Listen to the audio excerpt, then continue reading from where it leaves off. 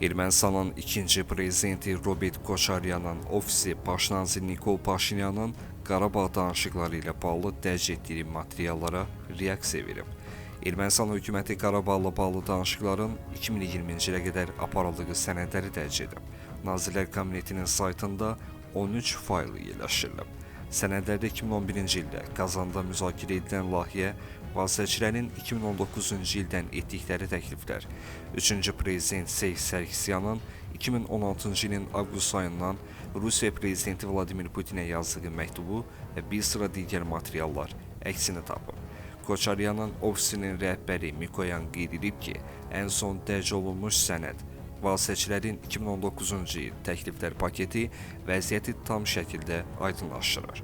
Baş nazir Ermənistan tərəfi üçün əlverişli olan təklifi rədd edib və bu, ağır nəticələrə səbəb olub. Mikoyanın qeyd etdiyi kimi, təkliflərə Ermənistan tərəfi üçün nisbətən əlverişli olan bir sıra müddəalar daxil olub.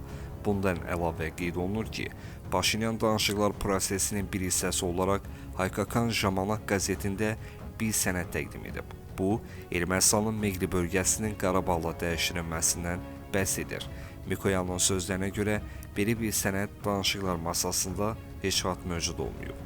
Baş nazirin əleyhdarları dəfələrlə sənədlərin ictimaiyyətə açıqlanmasına çağırıblar və iddia edirlər ki, sənədlərdə Qarabağın Azərbaycanın tərkibində qalması ilə bağlı heç bir müddəa yoxdur.